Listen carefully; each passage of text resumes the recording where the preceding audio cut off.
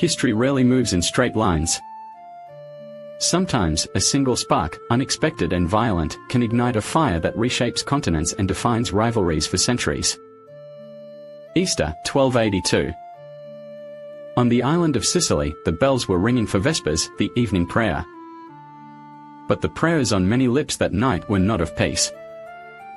They were cries of vengeance. What began as a local uprising, an explosion of pent-up rage against foreign rulers, would become known as the Sicilian Vespers.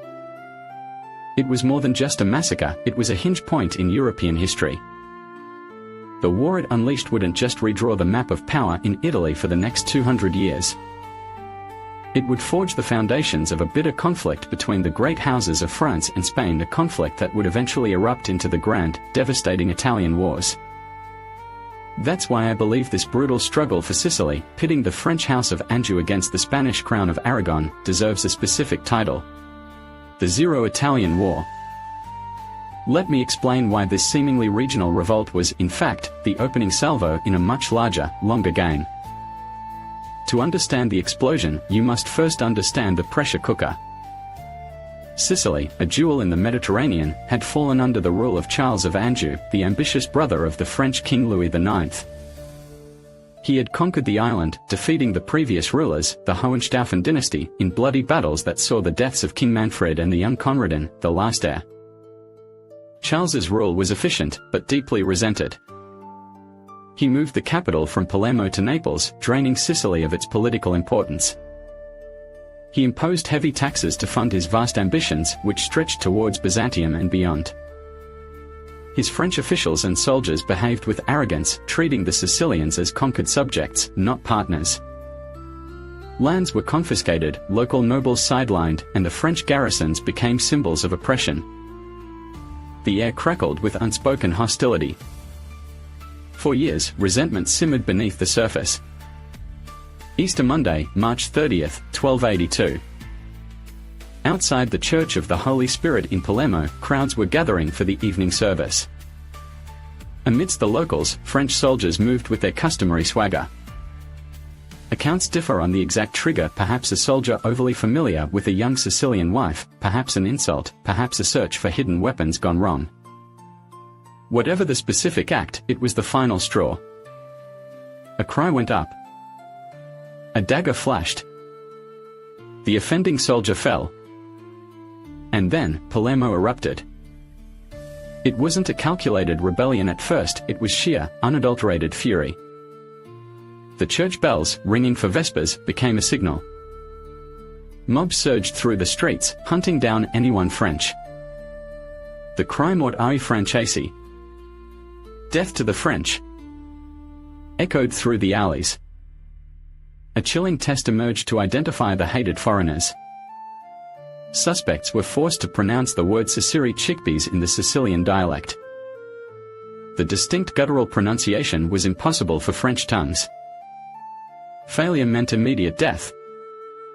Thousands of French men, women, and children were slaughtered in Palermo within hours. The violence wasn't contained. Like wildfire, the revolt spread across the island. Messina, Corleone, town after town rose up, massacring their French garrisons.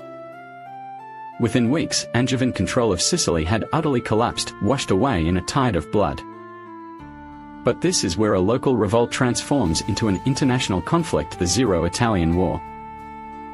The Sicilian rebels, having thrown off one master, knew they couldn't stand alone against the might of Charles of Anjou. They needed a protector. And they knew exactly who to ask. Enter Peter III, King of Aragon. His wife, Constance, was the daughter of Manfred, the Hohenstaufen King Charles had killed.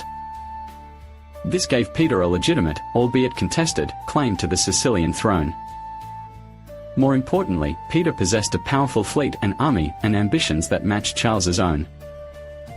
For years, exiled Sicilian nobles, possibly figures like the legendary John of Procida, had been weaving diplomatic threads, urging Peter to intervene. The Vespers provided the perfect opportunity. Responding to the Sicilians' desperate plea, Peter III landed his forces in Sicily in August 1282. He was hailed as a liberator, crowned King of Sicily in Palermo. Now, the lines were clearly drawn. It was no longer just Sicilians versus French occupiers. It was the Crown of Aragon, representing Spanish interests, and the Hohenstaufen legacy, directly challenging the House of Anjou, representing French power and papal backing, for control of a vital Italian territory. The War of the Sicilian Vespers had begun. It would rage for 20 years. It saw epic naval battles, where Aragonese Admiral Roger of Loria repeatedly crushed Angevin fleets. It saw brutal campaigns on land, sieges, and shifting alliances. Charles of Anjou, consumed by the effort to retake Sicily, saw his grander Mediterranean ambitions evaporate. Peter III fought fiercely to secure his prize. Ultimately, the war ended in a stalemate formalized by the Peace of Caltabellotta in 1302. The result was a lasting division. The island of Sicily remained under Aragonese control, becoming the Kingdom of Trinacria, while the mainland territories, centered on Naples, stayed with the Angevins. So, why zero? Because this conflict set the template. It was the first major war fought primarily between France, through the Angevins, and a nascent Spain over Italian soil. It established the pattern of foreign powers intervening directly in Italian affairs, using the peninsula as a chessboard for their own dynastic rivalries. Before the Vespers, Italian conflicts were largely internal struggles between city-states, the papacy, and the Holy Roman Empire. The War of the Sicilian Vespers fundamentally changed the game. It internationalized Italian conflict, locking France and Spain into a competition for influence and territory in Italy that would simmer, flare, and eventually explode into the full-blown Italian War starting in 1494. Those later wars, involving figures like Charles VIII of France and Ferdinand of Aragon, were direct descendants of the struggle ignited that Easter evening in 1282. The players changed slightly, the scale grew larger, but the core dynamic France versus Spain for dominance in Italy was forged in the fires of the Sicilian Vespers. It began with an insult, a dagger, and the tolling of evening bells. It ended with a divided kingdom, the rise of Aragonese power in the Mediterranean, and the planting of seeds for centuries of conflict. The Sicilian Vespers wasn't just a footnote, it was the explosive prologue, the foundational clash, the Zero Italian War. And its echoes would resonate long after the bells fell silent.